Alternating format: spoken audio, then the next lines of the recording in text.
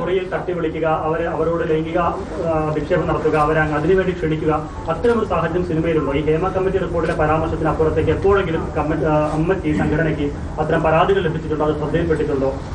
അമ്മയ്ക്ക് വ്യക്തമായിട്ട് അങ്ങനെ ഒരു കുട്ടി 2006 നടന്നൊരു സംഭവത്തെപ്പറ്റി 2018 പരാതിപ്പെട്ടിരുന്നു എന്ന് പറഞ്ഞിട്ട് ഇപ്പോൾ ഒരു ഇമെയിൽ വന്നിട്ടുണ്ട്. അപ്പോൾ 2018 ആ പരാതിപ്പെടുമ്പോൾ ഞാനും ആ കമ്മിറ്റിയിലുണ്ടായിരുന്നത്. പക്ഷേ അന്ന് ആ പരാതി എൻ്റെ ശ്രദ്ധയിൽപ്പെട്ടു. ഞാനന്നൊരു എക്സിക്യൂട്ടീവ് മെമ്പർ മാത്രമായിരുന്നു.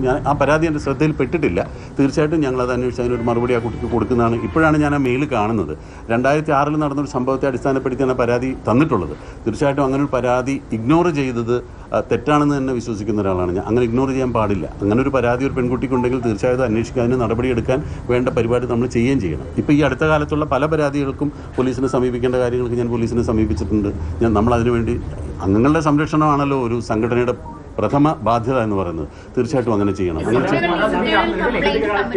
ഇന്റേണൽ കംപ്ലൈന്റ് കമ്മിറ്റി വരുന്ന ഒരു സാഹചര്യം നിൽക്കുമ്പോൾ പോലും പല സിനിമകളിലും പുതിയ പല പ്രോജക്റ്റുകളും പക്ഷേ ശ്രദ്ധയിൽപ്പെട്ടിട്ടുണ്ടാവും തന്നെ.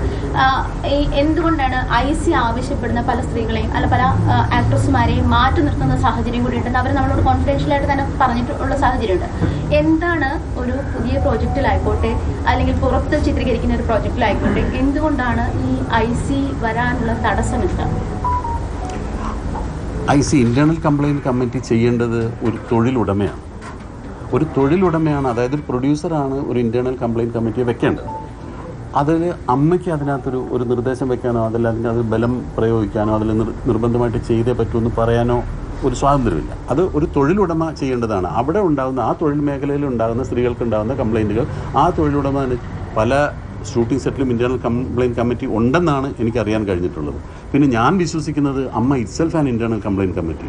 അമ്മ ഒരു കംപ്ലയിൻറ്റ് കിട്ടേണ്ട ഒരു കമ്മിറ്റിയാണ്. ഞങ്ങൾ പല രീതിയിലുള്ള കംപ്ലയിൻറ്റുകൾ ഇപ്പോൾ പ്രധാനമായിട്ട് നിങ്ങൾ ഉദ്ദേശിക്കുന്ന പോലെ ഈ ലൈംഗിക അതിക്രമം അല്ല പ്രധാനമായിട്ടും ഈ സിനിമാ മേഖലയിൽ തൊഴിലെടുക്കുന്ന ആളുകൾ അനുഭവിക്കുന്ന ഒരു ബുദ്ധിമുട്ടെന്ന് പറയുന്നത് അവരുടെ പ്രതിഫലം പ്രോപ്പറായിട്ട് കിട്ടാതെ വരിക. അങ്ങനെയുള്ള കംപ്ലയിൻറ്റുകൾ ഒരുപാട് അമ്മ പരിഹരിക്കാറുണ്ട്. അത് ഞങ്ങളെയാണ് സമീപിക്കുന്നത്. അമ്മയിൽ പറഞ്ഞോട്ടെ, അമ്മയ്ക്കുള്ളിൽ IC ഇല്ല, ഇപ്പോൾ ICC അമ്മയിലില്ല. അപ്പോൾ ഇങ്ങനെയുള്ള കംപ്ലയിൻറ്റുകൾ വരുമ്പോൾ ഞങ്ങൾ തന്നെ നേരിട്ടാണ് അത് പരിഹരിക്കുന്നത്. പിന്നെ ഈ അമ്മയിൽ ആകെയുള്ള ഈ 17 മെമ്പേഴ്സ് തമ്മിൽ എന്തെങ്കിലും പ്രശ്നങ്ങൾ ഉണ്ടെങ്കിലല്ലേ ഞങ്ങൾ വേറൊരു കംപ്ലയിൻറ്റ് കമ്പനി വെക്കേണ്ട കാര്യമുള്ളൂ. ഞങ്ങൾക്ക് ഇതേവരെ അങ്ങനെ ഒരു കംപ്ലയിൻറ്റ് ഉണ്ടായിട്ടില്ല. ഇപ്പോൾ കുറച്ച് മുമ്പ് വന്ന ന്യൂസിൽ പറഞ്ഞത് ഞാൻ ജയനുമായിട്ട് അത് സംസാരിക്കുന്നു, അമ്മയിൽ ഭിന്നത എന്ന് പറഞ്ഞിട്ട് ഞങ്ങൾ ഒരു ഭിന്നതയും ഞങ്ങൾ അഭിപ്രായ വ്യത്യാസവും ഞങ്ങൾ തമ്മിലില്ല. നിങ്ങൾക്ക് ഏത് അംഗങ്ങളെ ഞാൻ എല്ലാ അംഗങ്ങളുടെയും ഫോൺ നമ്പർ നിങ്ങൾക്ക് തരാം.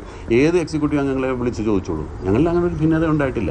അഭിപ്രായ വ്യത്യാസങ്ങളുണ്ടാകും, പക്ഷേ ഒരു അഭിപ്രായ സമന്വയം ഉണ്ടായിട്ടാണ് ഞങ്ങൾ എല്ലാ കാര്യങ്ങളും പുറത്തുവിട്ടിട്ടുള്ളത്.